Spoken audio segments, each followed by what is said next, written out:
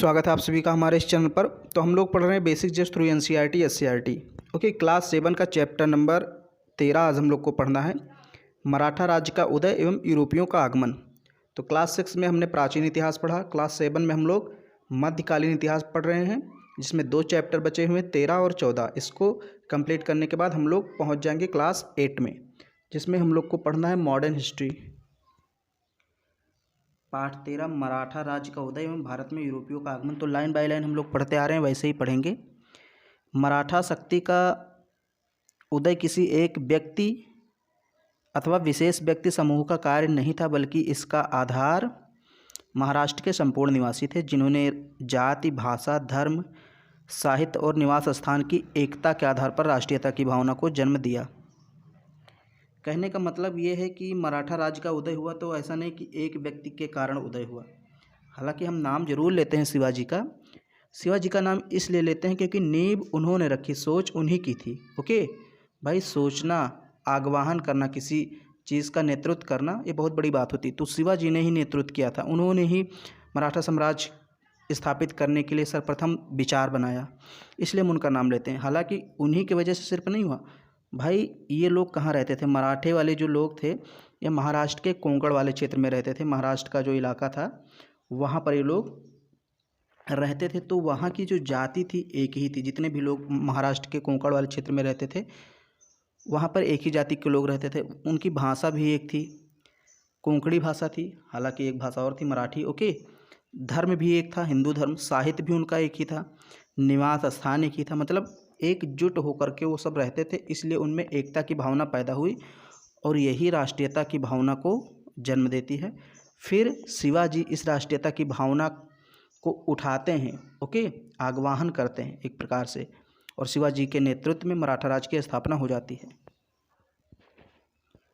औरंगजेब की प्रशासकीय अव्यवस्था के कारण केवल उत्तर भारत में ही नहीं वरन दक्षिण भारत की मुस्लिम रियासतों में भी गहरा असंतोष था।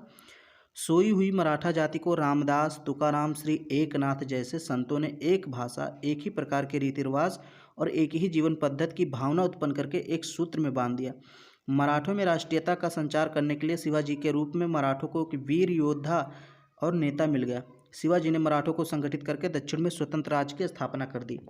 तो देखिए, ये तो ठीक है कि भाई शिवाजी ने आगवाहन किया, नेतृत्व किया और एक शक्तिशाली सेना संगठित की, क्षेत्रीय शक्ति के रूप में मराठा साम्राज्य का उदय हो गया। लेकिन इसमें भक्ति आंदोलन का भी बहुत ज़्यादा योगदान रहा, क्योंकि भक्ति आंदोलन के जो संत थे, चाहे रामदास हो, तुकाराम हो या श्री एकनाथ हो, तो इन्होंने क्या किया? लोगों को एकजुट करने का काम किया। ओके, इन्होंने लोगों को समझाया कि आपका धर्म एक है, भाषा एक है, रीति रिवाज एक है, जीवन पद्धति एक है, तो आप लोग को एक हो जाना चाहिए और अपना एक साम्राज्य स्थापित करना चाहिए। तो इसका बहुत बड़ा योगदान रहा था। देखिए, बैकग्राउंड में अगर शोर शराबा हो रहा हो तो उसको थोड़ा सा नेगलेक्ट कीजिएगा। विलेज का एरिया, मैंने कई वीडियो में बताया कि विलेज का एरिया है ना, तो पीछे शोर शराबा होता रहता है। अब हम लोग को यहाँ पर पढ़ना है शिवाजी के बारे में। ओके, तो यहाँ पर आप शिवाजी को देख सकते हैं। ये हैं वीर शिवाजी, अपने सैनिक अभियान के साथ किसी किले को जीतने के लिए जा रहे हैं। ओके, शिवाजी का यहाँ पर देखिए, जन्म 1627 में, मृत्यु 1680 ईस्वी में। मतलब शिवनेरी के पहाड़ी दुर्ग में इनका जन्म हुआ था। ओके, कहीं कहीं डेट आपको थोड़ा इधर उधर मिल सकती है, इसलिए यहाँ पर डेट नहीं दिया गया है। बस ये जानिए कि अप्रैल 1627 ईस्वी में इनका जन्म हुआ था। ओके, मराठा साम्राज्य के प्रथम शासक शिवाजी थे। मैंने बताया स्थापना इन्होंने की, नेतृत्व इन्होंने किया, तो इन्हीं को माना जाता है मराठा साम्राज्य का प्रथम शासक। शिवाजी का जन्म अप्रैल 1627 को शिवनेरी के दुर्ग में हुआ था। इनके पिता का नाम शाहजी भोसले। अब ये सारी चीज़ें आपको पॉइंट में लिख लेना है या फिर याद रखना। ओके, कि इनके पिता का नाम क्या था, इनकी माता का नाम क्या था। ओके, तो माता का नाम जीजाबाई, पिता का नाम शाहजी भोसले। इनका जन्म कहाँ हुआ था? शिवनेरी के दुर्ग में। कब हुआ था? अप्रैल 1627 में। ये सब थोड़ा सा याद रखना। ओके, शाहजी भोसले यानी शिवाजी के पिताजी जो थे शाहजी भोसले, पहले अहमदनगर के निज़ाम के यहाँ काम करते थे, मतलब नौकरी किया करते थे। बाद में वो बीजापुर के दरबार में चले गए, आदिल शाही वंश। ओके, आदिल शाही वंश था बीजापुर में, तो वहाँ पर ये नौकरी करने चले गए। पहले अहमदनगर में थे, तो अहमदनगर में जब थे तो अहमदनगर को शाहजहाँ ने 1633 ईस्वी में जीत लिया था। तो फिर ये जो शाहजी भोसले थे इनको बीजापुर जाना पड़ा और बीजापुर की सेवा में चले गए। और शाहजी भोसले के अंतर्गत मतलब उनके अधीन एक जागीर थी, पुणे की जागीर, उसको इन्होंने शिवाजी को सौंप दिया, अपने बेटे को सौंप दिया और अपना कहाँ चले गए, बीजापुर सेवा करने चले गए। ओके, देखिए शाहजी ने शिवाजी को एक जागीर पुणे दे रखी थी। शिवाजी साहसी थे और सोचते थे कि वह दूसरे राजाओं की सेवा क्यों करें, खुद का राज क्यों न बना लें। मराठों का अलग राज बनाने का उद्देश्य लेकर शिवाजी 18 साल की उम्र में ही सेना इकट्ठी करने लगे। धीरे धीरे अपनी सेना संगठित करके राज बनाने के उद्देश्य से शिवाजी ने आसपास के क्षेत्रों पर आक्रमण करके उन्हें जीत लिया।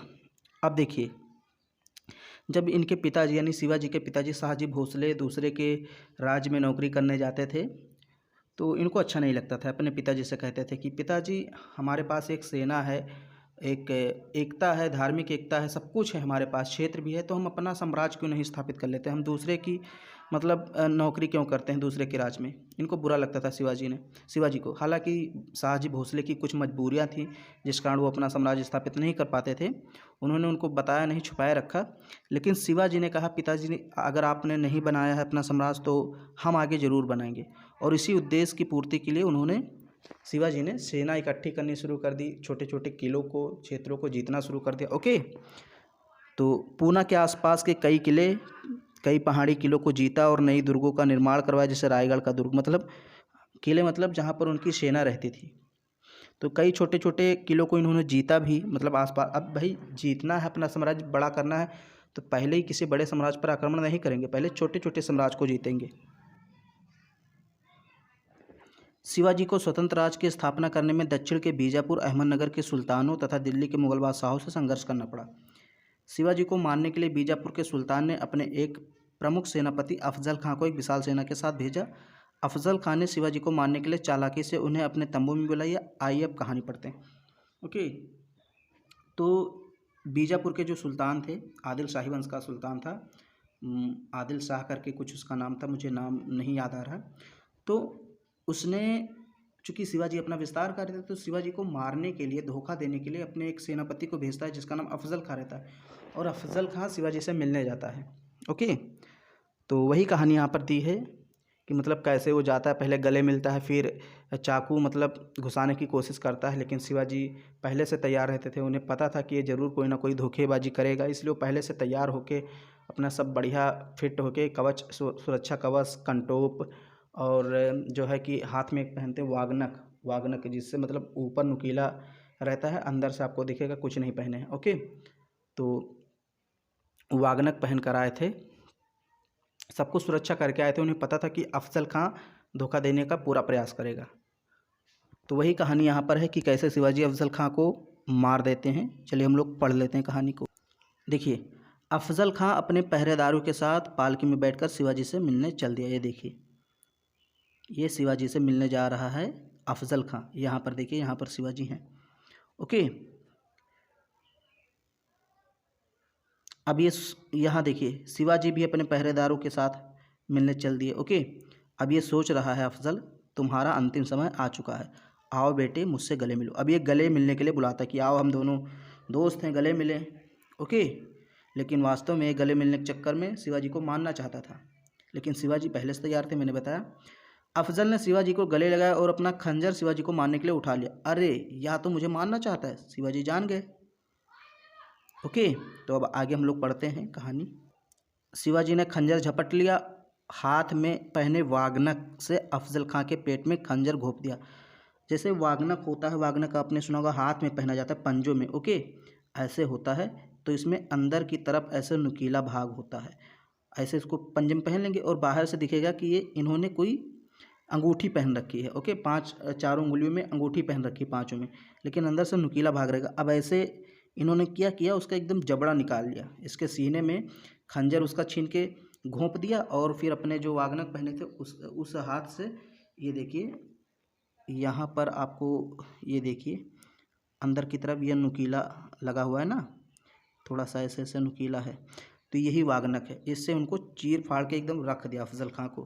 और अफजल खां के कुछ मतलब लड़ने वाले सैनिक थे, मतलब 1-2, उनको भी शिवाजी ने वहीं पर मार दिया। अब हम लोग ये सब पढ़ लेते हैं जो छोड़ दिए थे। शिवाजी को नियंत्रित करने के लिए मुगल बादशाह औरंगजेब ने सूबेदार शाइस्ता खां को भेजा। ओके, चूँकि अहमदनगर, बीजापुर और मुगल ये तीनों शासक जो थे शिवाजी को बढ़ने से रोकना चाहते थे। तो बीजापुर के जो सेनापति थे उनके अफजल खां को तो हरा ही दिया। ओके, बीजापुर के जो सेनापति अफजल खां थे, तो अफजल खां को शिवाजी ने हरा दिया, एक का काम तमाम हो गया। अब मुगल बादशाह औरंगजेब था, उसने भी शिवाजी को रोकने का प्रयास किया। तो सबसे पहले वो शाइस्ता खां को भेजता है। तो शाइस्ता खां को भी शिवाजी हरा देते हैं। जैसे शिवाजी ने उसे भी परास्त कर दिया, यानी कि जब औरंगजेब ने सूबेदार शाइस्ता खां को भेजा शिवाजी के पास शिवाजी को मारने के लिए, तो शाइस्ता खां को शिवाजी ने पराजित कर दिया। इसके बाद औरंगजेब ने जय सिंह को भेजा। जय सिंह औरंगजेब के दरबार में रहते थे। ओके, तो औरंगजेब ने जय सिंह को भेजा कि जाओ शिवाजी के पास, उनसे बातचीत करो, संधि करो या कुछ भी करो, उन्हें अपने अधीन लाओ। शिवाजी के पास भेजा। तो शिवाजी के समझाने बुझाने पर औरंगजेब से संधि करने के लिए शिवाजी राजी हो गए और ये औरंगजेब के दरबार में गए। जब बहुत समझाया जय सिंह ने कि भाई हमारी और आपकी लड़ाई ही क्या है, तो शिवाजी मान गए, चलिए ठीक है। तो फिर ये जाते हैं औरंगजेब के दरबार में, वहाँ संधि करने, बात करने, लेकिन उनको वो सम्मान नहीं मिलता। ओके, मतलब औरंगजेब कहता है कि भाई आप, शिवाजी से कहता है कि आप अपनी तलवार निकाल के आइए, एकदम साधारण पुरुष की तरह आइए। लेकिन शिवाजी ये सब बर्दाश्त नहीं कर सकते थे, ये सब स्वीकार नहीं था उनको। वो कहते थे हमारे साथ एक राजा की तरह व्यवहार किया जाए, एक शासक की तरह व्यवहार किया जाए। तो इससे क्या हुआ कि औरंगजेब नाराज़ हो गया, शिवाजी भी उनसे नाराज़ हो गए। फिर औरंगजेब शिवाजी को कैद कर लेता है। ओके, ये देखिए, वहाँ शिवाजी के स्वतंत्र व्यवहार से वह असंतुष्ट हो गया, यानी कि शिवाजी ने जब कहा कि हम तलवार अपनी नहीं रखेंगे, हम एकदम जैसे हैं वैसे ही रहेंगे, तो काफ़ी असंतुष्ट हो गया। उसने शिवाजी को कैद कर लिया। शिवाजी औरंगजेब की इस कैद से एक योजना बनाकर निकल गए। अब योजना का यहाँ पर जिक्र नहीं किया गया। ओके, मतलब एक फल वाली कहानी है कि रिक्शे में बैठकर, रिक्शे क्या जो भी उस समय चलता रहा होगा, फल वगैरह उसमें लेकर, मतलब शिवाजी ने कहा कि भाई हम फल दान करना चाहते हैं। तो फिर फल वल लाया जाता है, उसी में बैठकर, उसी गाड़ी में, फल वाली गाड़ी में बैठकर चुपके से निकल जाते हैं। कहा जाता है जय सिंह ने मदद भी की थी शिवाजी की। ओके, क्योंकि जय सिंह भी हिंदू थे, शिवाजी भी हिंदू थे, तो जय सिंह ने मदद की थी। हालांकि इस कहानी का जिक्र नहीं है। तो ये जानिए कि औरंगजेब ने कैद किया था, बाद में किसी तरह शिवाजी वहाँ से भाग गए, इतना आप जानिए।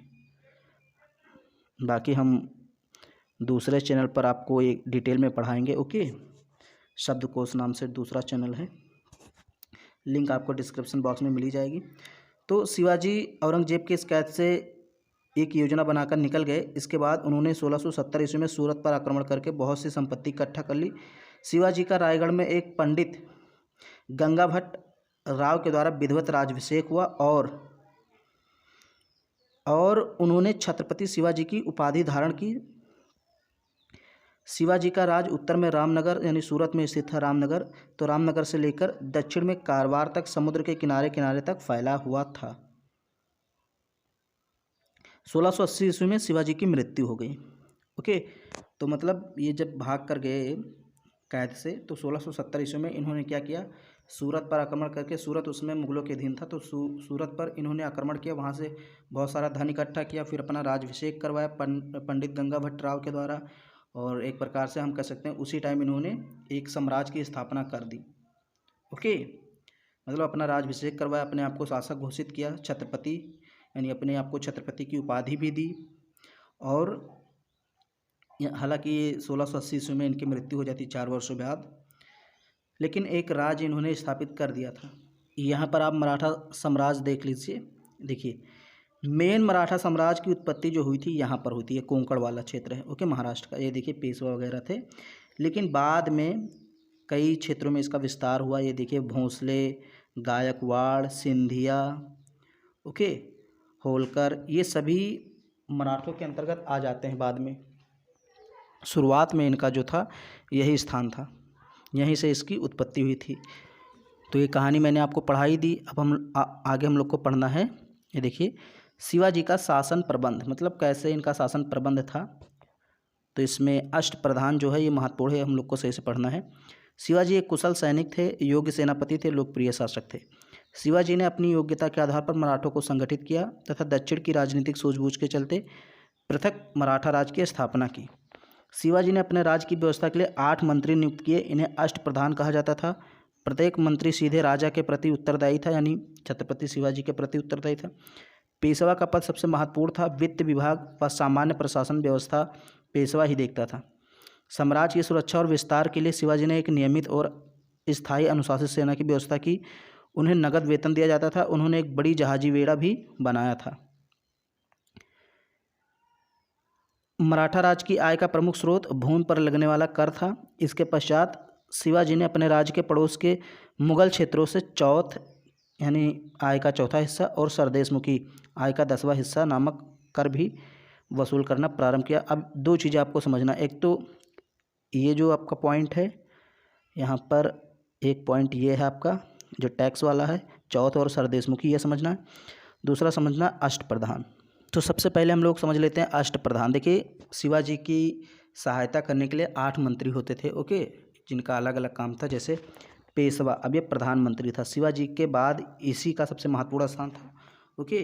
और ये प्रशासन का कामकाज देखता था, मतलब सामान्य प्रशासन संबंधित सैनिक असैनिक कार्य देखता था। विशेष भूमिका अर्थव्यवस्था में भी होती थी। वित्त विभाग भी इसी से संबंधित था।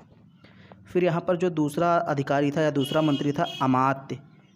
अमात्य या जिसको हम मजूमदार बोलते हैं, कहीं कहीं मजमुआदार लिखा होता है।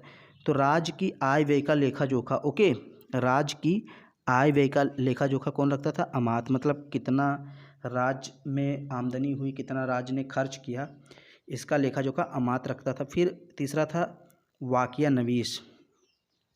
अब जो वाकिया नवीस था ये मंत्री था। राजा के दैनिक कार्यों को लेखाबद्ध करता था, मतलब राजा ने क्या किया, कौन सा काम किया, इसकी पूरी जांच पड़ताल रखता था वाकिया नवीस। फिर इसके बाद है सुरु नवीस, ओके, इसको सचिव भी बोलते हैं और इसे चिटनिस भी कहा जाता है। सुरु नवीस को चिटनिस कहा जाता है। चिटनिस मतलब ये चिट्ठी वगैरह का कामकाज करता था, मतलब राजकीय पत्राचार का काम करता था, तो इसको सुरु नवीस को चिटनिस भी कहा जाता है। फिर है सुमंत या दबीर। सुमंत या दबीर मतलब विदेशी मामले देखता था, ओके, जैसे आजकल विदेश मंत्री होते हैं ऐसे। फिर सरे नौबत यानी सेनापति, जो सेना का सबसे प्रमुख होता था। सेनापति तो आप सभी लोग जानते हैं, ओके, इसको सरे नौबत बोला जाता था। सैन्य विभाग का प्रमुख होता था। सैनिकों की भर्ती, उन्हें वेतन का बंटवारा करना, जागीरों का इंतजाम करना, सारी व्यवस्थाएं देखता था। पंडित राव, पंडित राव धार्मिक मामलों के प्रमुख थे। न्यायाधीश न्याय करने का काम करता था। तो ये आपके जो अष्टप्रधान थे वो मैंने बता दिया। अब यहाँ पर है मराठा राज्य की आय के 2 प्रमुख स्रोत थे, एक चौथ। तो जैसे जो पड़ोसी राज्य होते थे उनसे शिवाजी क्या करते थे, उनकी आय का 1/4 भाग वसूल लेते थे, और अगर नहीं देते थे तो उन पर आक्रमण करके लूटमार करते थे, लूटपाट करते थे। तो पड़ोसी राज्यों से उनकी आय का 1/4 भाग शिवाजी वसूल करते थे और बदले में उनके राज्य की सुरक्षा करने का आश्वासन देते थे कि हम आपके राज्य की सुरक्षा करेंगे। तो ये चौथ हो गया। सरदेशमुखी, जैसे सरदेशमुख उन्हें कहते हैं जैसे जमींदार नहीं होते, जमींदार, तो मराठा साम्राज्य में छोटे छोटे जमींदार थे, उनको सरदेशमुख कहा जाता था। तो जितना भी टैक्स रेवेन्यू वसूलते थे उसका 1/10 भाग शिवाजी ले लेते थे, तो उसको बोलते हैं सरदेशमुखी। यानी कि देशमुखों का देशमुख कौन है? शिवाजी। देशमुखों का देशमुख शिवाजी, जिनको कहते हैं सरदेशमुख। तो वो देशमुखों से 1/10 भाग वसूल करते थे। मान लीजिए किसी देशमुख ने 10 रुपये कमाए तो 1 रुपया शिवाजी ले लेते थे उससे। तो ये हो गया देशमुखों का देशमुख सरदेशमुखी, ओके, यानी सरदेशमुख शिवाजी को कहा गया क्योंकि वो देशमुखों का देशमुख थे। तो ये मैंने आपको बता ही दिया शिवाजी का साम्राज्य के चित्र पहले ही दिखा दिया मैंने। फिर यहाँ पर है मुगल क्षेत्रों पर आक्रमण कर धन लूटा, जैसे सूरत बंदरगाह पर आक्रमण किया था, ओके। शिवाजी ने मराठा जाति को एकता के सूत्र में बांधकर मराठा राज्य को एक शक्तिशाली राज्य बनाया। शिवाजी के द्वारा स्थापित किया गया राज्य लंबे समय तक नहीं टिक पाया। 18वीं सदी में मराठे भारत की एक प्रमुख शक्ति बने। मतलब शिवाजी ने स्थापित किया, लेकिन उसके बाद क्या हुआ कि जो शासक आए, 1-2 शासक मजबूत थे लेकिन लंबे समय तक उसको संरक्षित नहीं कर पाए, साम्राज्य को बचा नहीं पाए। शिवाजी के उत्तराधिकारी, शिवाजी के अष्टप्रधान मंत्री परिषद में पेशवा प्रधानमंत्री का सर्वोच्च स्थान था, मैंने बताया, ओके, सामान्य प्रशासन देखता था। शिवाजी के पौत्र यानी पुत्र का पुत्र, पौत्र का मतलब क्या होता है? पुत्र का पुत्र, ओके, साहू। तो साहू ने एक ब्राह्मण बालाजी विश्वनाथ को, बालाजी विश्वनाथ ये नाम याद रखना, साहू कौन था? शिवाजी का पौत्र था। तो साहू ने एक ब्राह्मण बालाजी विश्वनाथ को अपना पेशवा बनाया। पेशवा का मतलब प्रधानमंत्री बनाया। साहू अकर्मण्य शासक था। बालाजी विश्वनाथ ने अपनी योग्यता एवं कुशलता से मराठा शासन को सुदृढ़ बनाया। उसने मुगल शासक मोहम्मद शाह रंगीला से दक्षिण इलाकों से चौथ एवं सरदेशमुख वसूल करने का अधिकार भी प्राप्त कर लिया। उसने उन इलाकों पर पुनः अधिकार कर लिया जिन पर मुगलों का अधिकार हो गया था। यानी कि बालाजी विश्वनाथ जो थे पेशवा थे, तो मुगलों के द्वारा जीते गए इलाकों को पुनः अपने साम्राज्य में मिला लिया। जैसे शिवाजी के कुछ इलाके मुगलों ने छीन लिए थे, अधिकार कर लिए थे अपने, लेकिन जब बालाजी विश्वनाथ जब पेशवा बनते हैं, साहू उनको बनाता है, तो फिर वो उन इलाकों को, उन क्षेत्रों को अपने साम्राज्य में यानी मराठा साम्राज्य में मिला लेते हैं। ओके। सैनिक और आर्थिक दृष्टि से मराठों ने अपनी शक्ति को बहुत बढ़ा लिया था और अब वे मुगल सेना का सामना भलीभांति कर सकते थे। मुगल बादशाह औरंगजेब को मराठों ने लगातार गोरिल्ला और छापामार युद्धों में व्यस्त रखा। अब देखिए छापामार या गोरिल्ला युद्ध क्या था, यहाँ बताया गया है, तो ये देख लीजिए थोड़ा सा। सेना की छोटी टुकड़ी जिसमें सैनिकों की संख्या कम होती थी, ये शत्रु से सामने युद्ध न करके पहाड़ियों जंगलों में छिपकर उन पर पीछे से हमला करके भाग जाते थे। इस प्रणाली को छापामार युद्ध प्रणाली कहते हैं। शिवाजी ने मुगलों से लड़ने के लिए छापामार युद्ध प्रणाली का प्रयोग किया और ये सफल भी हुए इसमें। ओके। इसमें इसको गौरिल्ला युद्ध प्रणाली भी कहते थे। गौरिल्ला युद्ध प्रणाली या छापामार युद्ध प्रणाली यही है कि भाई चूँकि सेना इतनी थी नहीं कि सामने से युद्ध किया जाए, सेना कम होती थी, तो ये लोग जंगलों में छिप जाते थे, पहाड़ों पर छिप जाते थे। फिर जैसे दुश्मन सेना आती थी तो उस पर पीछे से आक्रमण करके फिर भाग जाते थे। ओके। तो इसे बोला गया गौरिल्ला युद्ध प्रणाली या छापामार युद्ध प्रणाली। मराठा संगठन। बालाजी विश्वनाथ की मृत्यु के बाद, यानी कि जब पेशवा बालाजी विश्वनाथ की मृत्यु हुई तो उनके बाद उनका पुत्र बाजीराव प्रथम पेशवा बना। ओके। बाजीराव प्रथम। इस प्रकार पेशवा पद के वंशानुगत होने की परंपरा प्रारंभ हो गई। मतलब अब पेशवा का जो पद था वंशानुगत हो गया कि अगर पिताजी मर जाते हैं तो उनका बेटा पेशवा बनेगा। बाजीराव प्रथम एक कुशल सेनापति, महत्वाकांक्षी तथा उच्च कोटि का कूटनीतिज्ञ था। उसने मालवा एवं गुजरात पर आधिपत्य स्थापित करके मराठा साम्राज्य का विस्तार किया। बाजीराव प्रथम की सबसे बड़ी उपलब्धि क्या थी? मराठा राज्य का संगठन। ओके। उन्होंने मुगल विजित प्रदेशों को मराठा सरदारों में बांट दिया। देखिए, यानी कि मुगलों के द्वारा जो भी क्षेत्र इन्होंने जीता, जैसे मुगल के कुछ क्षेत्र थे तो मुगलों के कुछ क्षेत्रों पर आक्रमण करके ये जो थे क्या नाम है इनका, बाजीराव प्रथम, इन्होंने आक्रमण करके मुगल क्षेत्रों पर उनके क्षेत्रों को जीत लिया। और वो क्षेत्र डायरेक्ट अपने अधिकार में नहीं ले बल्कि उनको बांट दिया। किसमें किसमें बांट दिया? देखिए, ये प्रमुख मराठा सरदार थे नागपुर के राघोजी भोंसले, कुछ क्षेत्र इनको दे दिया, यानी भोंसले को दे दिया। बड़ौदा के पिल्ली जी गायकवाड़, ओके, इंदौर के मल्हार राव होलकर, ग्वालियर के रामजी सिंधिया, यानी कि इनको वो क्षेत्र दे दिया, जीत करके क्षेत्र, मुगलों से जीत करके क्षेत्र इन सभी को दे दिया। होलकर, गायकवाड़, सिंधिया, ओके, भोंसले, इन सबको दे दिया। और इनसे क्या किया? बराबर टैक्स वसूलना शुरू किया कि बस आप हमें टैक्स देते रहिए, बाकी इन पर आप अपना शासन कीजिए। ये देखिए, बाजीराव प्रथम ने इनको अपने क्षेत्रों में संपूर्ण स्वतंत्रता दे दी। वे अपने क्षेत्रों में अपने अनुसार कर लगाने के लिए स्वतंत्र थे, लेकिन उन्हें एक निश्चित रकम पेशवा को भेंट करनी पड़ती थी। इन मराठा सरदारों को पेशवा के अधीन रहकर कार्य करना होता था और समय पड़ने पर पेशवा के नेतृत्व में सैनिक अभियान में जाना पड़ता था। इस प्रकार मराठा सरदारों का यह समूह मराठा संगठन कहलाया, जिसका मुखिया पेशवा था। ओके। तो मतलब बाजीराव प्रथम जो थे, इन्होंने एक मराठा संगठन का निर्माण किया, सबसे बड़ी उपलब्धि थी। मतलब सिंधिया, भोसले, गायकवाड़, होलकर, इन सबको एक कर दिया और इन सबको थोड़ा थोड़ा क्षेत्र दे दिया। वहाँ इनको स्वतंत्रता दे दी कि आप अपने अनुसार टैक्स वसूलिए, लेकिन आप एक निश्चित टैक्स हमको देते रहिए, और जब हमें ज़रूरत पड़े किसी से युद्ध करने की, सेना की, तो फिर आप हमें सेना भी दे दीजिए, हमारे साथ हो जाइए लड़ने के लिए, बाकी आप स्वतंत्र रूप से शासन करते रहिए। तो इनकी बहुत बड़ी कामयाबी थी, बहुत बड़ी उपलब्धि थी मराठा संगठन। ओके।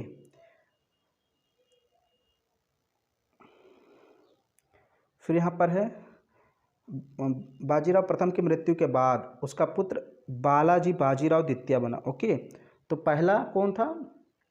बालाजी विश्वनाथ, फिर बाजीराव प्रथम, फिर बालाजी बाजीराव द्वितीय। ओके। तो ये थोड़ा कंफ्यूज कर सकता है आपको। तो बालाजी बाजीराव द्वितीय उसने मालवा, गुजरात, बुंदेलखंड, बंगाल, उड़ीसा, बीजापुर, औरंगाबाद के कुछ हिस्सों पर अधिकार कर लिया। इस प्रकार दक्षिण में मराठों का दबदबा बढ़ गया। राजपूत, जाट, रोहेले, अफगान भी मराठों की शक्ति से आतंकित हो गए थे। रोहेलखंड में रहने वाले जो थे अफगान, उनको रोहेले, ओके। राजपूत, जाट को तो आप जानते ही हैं पश्चिमी भारत में। फिर ये देखिए यहाँ पर आपसे पूछ रहा है कि भाई पानीपत का प्रथम युद्ध कब हुआ था, आपको वर्ष लिखना है, किनके किनके बीच और परिणाम का। फिर द्वितीय युद्ध ऐसे लिखना है, वर्ष, किनके किनके बीच और परिणाम, मतलब कब हुआ था, किनके बीच हुआ था। तो पानीपत का प्रथम युद्ध 1526 में हुआ था, मैं बता देता हूँ। 1526 में हुआ, बाबर इब्राहिम लोदी के बीच। इब्राहिम लोदी मारा गया, बाबर जीत गया। पानीपत का दूसरा युद्ध कब हुआ था बताइए। चलिए मैं ही बता देता। देखिए पानीपत का जो दूसरा युद्ध हुआ था, ये हुआ था 1556 यानी 1556 में अकबर और हेमू के बीच, ओके। जब हेमू ने आगरा पर अधिकार कर लिया था दिल्ली पर, तो हेमू को हराने के लिए अकबर ने युद्ध किया था हेमू से। हेमू को हरा करके फिर उन्होंने शासन सत्ता स्थापित की थी अपनी। तो अकबर और हेमू के बीच युद्ध हुआ था, जिसमें हेमू मतलब हार गया था। तो ये आपको मैंने बता दिया, परिणाम किनके किनके बीच हुआ, वर्ष भी बता दिया। अब ऐसा इसलिए वो आपसे पूछा क्योंकि भाई उसको यहाँ पर पढ़ाना है आपको पानीपत का तीसरा युद्ध, इसलिए उसने आपको दोनों युद्ध पूछ लिए कि देखते हैं आपको याद है कि नहीं।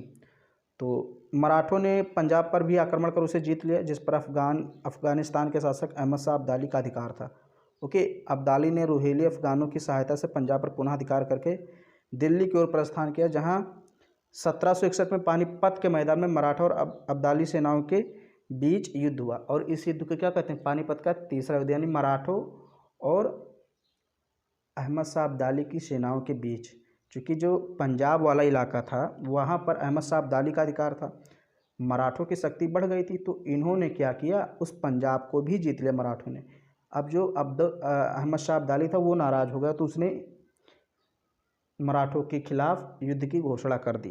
तो 1761 ईस्वी में पानीपत का है हरियाणा के मैदान में, यानी हरियाणा में जो पानीपत का मैदान है वहीं पर 1761 ईस्वी में अहमद शाह अब्दाली की सेनाओं के बीच और मराठा की सेनाओं के बीच युद्ध हुआ। मराठों को जाट, राजपूत एवं सिख सरदारों का सहयोग नहीं मिला। अहमद शाह अब्दाली विजयी रहा, मतलब मराठों को ना तो जाट ने उनका साथ दिया, ना तो राजपूत ने, ना तो सिख सरदारों ने, इसलिए मराठा हार जाते हैं और अहमद शाह अब्दाली जीत जाता है। अहमद शाह अब्दाली की जीत का एक कारण ऊँटों पर रखी घूमने वाली तोपें भी थी, जिन्होंने मराठा साम्राज्य को काफ़ी नुकसान पहुंचाया, यानी मराठों को काफ़ी ज़्यादा नुकसान पहुंचाया ऊँटों पर रखी हुई तोपों ने, ओके। तो ऊँट पर रखकर तोप चलाते थे ये अहमद शाह अब्दाली की सेना, तो इससे काफ़ी ज़्यादा नुकसान हुआ मराठा सेना को। पानीपत का युद्ध मराठों के लिए घातक सिद्ध हुआ, क्योंकि पंजाब के आक्रमण से अहमद शाह अब्दाली का भारत आगमन हुआ। इस युद्ध में पहली बार मराठों ने छापामार युद्ध पद्धति के स्थान पर खुले रूप से मैदान में युद्ध के तरीकों को अपनाया, जिसके लिए वे अभ्यस्त नहीं थे। अतः युद्ध में उच्च कोटि के मराठे सैनिकों को अपनी जान से हाथ धोना पड़ा। मराठों के पतन से अंग्रेजों को भी साम्राज्य विस्तार का सुअवसर प्राप्त हो गया। देखिए ये कहा जा रहा था कि जब मुगल साम्राज्य नष्ट होगा तो उसके स्थान पर मराठा शक्ति ही, लाइट जल रही है, तो ये कहा जा रहा था कि जब मुगल साम्राज्य नष्ट होगा तो उसके स्थान पर मराठा शक्ति स्थापित होगी। लेकिन इस युद्ध के बाद, यानी पानीपत के तृतीय युद्ध के बाद, ये स्पष्ट हो गया कि भारत पर मराठा शासन नहीं करेंगे, मुगलों का स्थान मराठा नहीं ले सकते। अब कौन लेगा ये तो निश्चित नहीं, लेकिन ये स्पष्ट हो गया था क्योंकि मराठों की शक्ति एकदम क्षीण हो गई, कमज़ोर हो गई इस युद्ध के बाद। अब इन्होंने गलती कर दी, इन्होंने छापा मार की जगह खुला युद्ध कर दिया, खुले रूप से युद्ध करने लगे। अगर ये छापा मार युद्ध करते तो शायद सफल होते। तो ये खुले युद्ध के आदी नहीं थे, उसके अभ्यस्त नहीं थे, हैबिट नहीं थी, अभ्यास नहीं था, लेकिन इन्होंने उसी चीज़ को अपनाया जिसमें ये माहिर नहीं थे, इसलिए हार गए। आप जिस चीज़ में माहिर हैं उस काम को कीजिए ना। 18वीं शताब्दी में भारत की स्थिति कैसी थी। 18वीं शताब्दी के आरंभ में भारत के विभिन्न भागों में देशी और विदेशी रियासतों के अनेक छोटे बड़े राज्य स्थापित होने लगे थे। बंगाल, अवध, दक्षिण आदि प्रदेशों ने अपनी स्वतंत्रता स्थापित कर ली थी, ओके। क्योंकि जो मुग़ल सत्ता थी वो कमज़ोर थी, तो इसलिए मुग़ल सत्ता का नियंत्रण छोटे छोटे प्रदेशों पर नहीं रहा, जैसे अवध, बंगाल, दक्षिण। तो इन्होंने क्या किया, इन्होंने अपनी स्वतंत्रता घोषित कर दी। भारत के उत्तर पश्चिम की ओर से विदेशी आक्रमण होने लगे थे, ओके। जैसे 1739 ईस्वी में नादिर शाह का आक्रमण हुआ तो इससे कमज़ोर मुग़ल साम्राज्य की जड़ें हिल गई थी। और 1761 ईस्वी में अहमद शाह अब्दाली के आक्रमण ने मराठों के अस्तित्व को लगभग समाप्ति कर दिया। इस समय कोई ऐसी शक्ति नहीं थी जो विशाल भारत को एकजुट रख सकती। मुग़लों के पतन, मराठों की हार तथा छोटे छोटे राज्यों के आपस में लड़ाई ने यूरोपीय कंपनियों को शीघ्र ही सर्वश्रेष्ठ बना दिया। विदेशी व्यापारियों ने भारत की राजनीति में हस्तक्षेप करना प्रारंभ कर दिया था। तो भाई जो अंग्रेज़ थे इतनी जल्दी सफल कैसे हो गए भारत में? क्योंकि उस समय भारत में कोई राजनीतिक शक्ति नहीं थी जो पूरे भारत को एकता के सूत्र में बांध रखे। जैसे मराठा पानीपत के तृतीय युद्ध से एकदम कमज़ोर हो गए, शक्ति उनकी एकदम चली गई थी। मुग़ल तो पहले से कमज़ोर था। जैसे मतलब जब 1707 ईस्वी में औरंगजेब की मृत्यु हुई तो उसके बाद से उसकी पतनशील की अवस्था जो है वो शुरू हो गई थी। तो मुग़ल तो टक्कर ले नहीं सकता था अंग्रेज़ों का। मराठा थे, लेकिन ये मराठा भिड़ गए किससे? अहमद शाह अब्दाली की सेना से। तो फिर वो हार गए। तो जो यूरोपीय कंपनियां थी, विदेशी कंपनियां थी, उनको एक बहुत बढ़िया अवसर मिल गया, क्योंकि भारत में छोटे छोटे राजा थे, वो आपस में लड़ते रहते थे। कोई बड़ी शक्ति थी नहीं कि उनको रोक सके। तो इन्होंने अपना पैर पसारना शुरू कर दिया और शीघ्र ही इनको सफलता मिल गई। यहाँ प्रश्न पूछ रहा है, किस मुग़ल शासक ने विदेशी कंपनियों को भारत में व्यापार करने की इजाज़त दी थी? लिखिए। इस समय तक कौन कौन सी विदेशी कंपनियां भारत में आ चुकी थी, उनके नाम लिखिए। ओके, तो ये 2 प्रश्न हैं, आप कीजिए। बाकी जब हम क्लास 8 में पढ़ेंगे तो इसको मैं पढ़ाऊँगा। ओके, कि पुर्तगाल, डच, फ्रांसीसी, अंग्रेज़ ये कब कब आए और कैसे इन्होंने अपना साम्राज्य स्थापित किया। देखिए, जिस समय यूरोप में पुनर्जागरण आंदोलन जोर पकड़ रहा था, भारतीय समाज लोकवाद और भक्तिवाद के गहरे सागर में डूबा हुआ था। वह दूसरे देशों में हो रहे विकासों को नज़रअंदाज कर रहा था। मतलब जिसमें पुनर्जागरण में फैक्ट्रियां स्थापित हो रही थी, नए नए उपकरण बन रहे थे, वहाँ पुनर्जागरण हो रहा था, दिमाग का विकास हो रहा था, लोग खोज कर रहे थे। उस समय हमारे यहाँ क्या हो रहा था? भक्तिवाद में लोग डूबे थे, जाति धर्म में सब टूटे हुए थे और जो संत थे वो एक करने का प्रयास कर रहे थे। मतलब इसी में हम लोग डूबे हुए थे। ओके, दूसरे देश में जो विकास हो रहा था उसको हम लोग नज़रअंदाज कर रहे थे, उस पर ध्यान ही नहीं दे रहे थे। मुग़ल सम्राट एवं उच्च वर्ग करोड़ों रुपए ऐश्वर्य सामग्री बनाने जुटाने में खर्च कर रहे थे। अब जो मुग़ल सम्राट था, कोई ताजमहल बनवा रहा है, कोई लाल किला बनवा रहा है, कोई कुतुब मीनार बनवा रहा है। मतलब ज़्यादा से ज़्यादा मुग़ल सम्राट जो थे ये मकबरे बनाने में बहुत सारा धन अपना खर्च कर देते थे। ओके, उन्होंने घरेलू औद्योगिक व्यापार को सुदृढ़ बनाने की बजाय विदेशों से भोग विलास की वस्तुएं मंगाना उचित समझा। ये विदेशों से संपर्क रखते थे जो मुग़ल थे, लेकिन ये क्या करते थे, बस वहाँ से जो भोग विलास की वस्तुएं हैं वही मंगाते थे, मदिरा वगैरह और भी सारी चीज़ें। जहाँ यूरोप में किताबें मुद्रणालय में छपती थीं, भारत में किताबें अभी भी हाथों से लिखी जाती थी। ये देखिए किताबें छपती हैं, ये मुद्रणालय कहा जाता है, मतलब जहाँ पर मुद्रा वगैरह छपती है, किताबें छपती हैं। ओके, लेकिन भारत में अभी भी हाथों से लिखी जाती थी, जिसका उदाहरण हमें बाबरनामा एवं अकबरनामा हस्तलिखित पुस्तकों से मिलता है। तो बाबरनामा, अकबरनामा किसने लिखा, कमेंट बॉक्स में ज़रूर बताइए। ये सब हाथों से लिखी गई थी। उधर यूरोप में जहाँ प्रौद्योगिकी का विकास हो रहा था, वहीं लड़ाई के नए नए हथियार भी विकसित किए जा रहे थे। नए नए हथियार, बंदूक, हल्की तोपें आदि का भी निर्माण हो रहा था। भारतीय अभी भी पैदल सेना, हाथी, तलवार, भालों तथा भारी भरकम तोपों का इस्तेमाल कर रहे थे। मतलब जो यूरोपीय थे वो अपने नए नए तरह के हथियारों का यूज़ कर रहे थे युद्ध में, लेकिन जो भारतीय थे वो अपने परंपरागत हथियारों का यूज़ कर रहे थे। जैसे हाथी, तलवार, भाला, भारी भरकम तोपें भी थी कुछ इनके पास। यद्यपि 18वीं सदी में भारत में व्यापार और वस्तु का निर्माण विस्तार होता रहा, परंतु यूरोप की तुलना में भारत न केवल विज्ञान और प्रौद्योगिकी क्षेत्र में बल्कि अन्य मामलों में भी पिछड़ा रहा। उदाहरण के लिए माल का ज़्यादातर निर्माण छोटे पैमाने पर ही किया जाता रहा, मशीनों का कोई इस्तेमाल नहीं किया गया और कारीगर सरल से सरल औजारों से ही कार्य करते थे। नतीजा यह हुआ कि कोई भी कारीगर चाहे जितना कुशल क्यों न रहा हो, उसकी उत्पादक क्षमता निम्न कोटि की ही रही। पश्चिम की तरह यहाँ के कारीगर तरक्की करके व्यापारी और उद्यमी नहीं बन सके। ओके, 16वीं शताब्दी तक यहाँ पर देखिए क्या लिखा है। 16वीं शताब्दी तक इस तरह के यंत्र यूरोप में बन चुके थे, जिसके आधार पर यूरोपीय नाविक देश विदेश की यात्रा करने लगे। ओके, तो ये देखिए ये सारी चीज़ें हैं, दिक्सूचक यंत्र वगैरह है यहाँ पर, और फिर और तरह तरह के यहाँ पर उपकरण है बहुत सारे। तो ये यूरोप में इनका निर्माण हो चुका था, लेकिन भारत अभी सक्षम नहीं था, वो अपने परंपरागत चीज़ों का इस्तेमाल कर रहा था। फिर यहाँ पर कह रहा है कि इसके अलावा दुनिया में यूरोपीय नाविक नए नए देशों की खोज कर रहे थे। आपने देखा होगा कि भाई पुर्तगाल और स्पेन, इंग्लैंड, यहाँ सब के जो नाविक थे तरह तरह के देशों के द्वीपों की खोज कर रहे थे, यात्राएं कर रहे थे। वास्को डी गामा ने भारत के समुद्री मार्ग की खोज की, कोलंबस ने अमेरिका महाद्वीप की खोज की। ऐसे बहुत सारे, बार्थोलोम्यू डियाज ने अफ्रीका के दक्षिणी तट पर पहुंचे 1486 में। तो बहुत सारे ऐसे यूरोपीय थे जो खोज कर रहे थे। भारत में विदेशी यात्री और विदेशी व्यापारी भी आ रहे थे। शक्तिशाली मुगल भारतीय नौसेना को सुदृढ़ बनाने के बजाय यूरोपीय जहाज़ों पर निर्भर रहे। ओके, जो भारतीय थे किस पर निर्भर रहते थे? यूरोपीय जहाज़ों पर। उधर यूरोपीय देशों ने शक्तिशाली नौसेना तथा सुसंगठित व्यापारी बेड़े के कारण भारत के साथ व्यापारिक संबंध बनाए तथा इसका उन्होंने भरपूर लाभ उठाया। अब यहाँ पर देख लीजिए, ये देखिए कारखाने में तोप का निर्माण। ओके, ये सब यूरोपीय कर रहे हैं। यूरोपीय सैनिकों द्वारा बंदूक का निर्माण इस्तेमाल किया जा रहा है। देखिए कैसे लेकर दौड़ रहे हैं। भारतीयों में ऐसा कुछ नहीं था, वो अभी भी तीर भाले तलवार से युद्ध करते थे। यहाँ देखिए कारखाने में काम करते हुए लोग दिखाए गए हैं। फिर यहाँ विदेशी सुसंगठित व्यापारी अपने बेड़े के साथ, यानी नौसेना, जो नौसेना है उनकी, उसी के साथ यहाँ पर विदेशी व्यापारी हैं।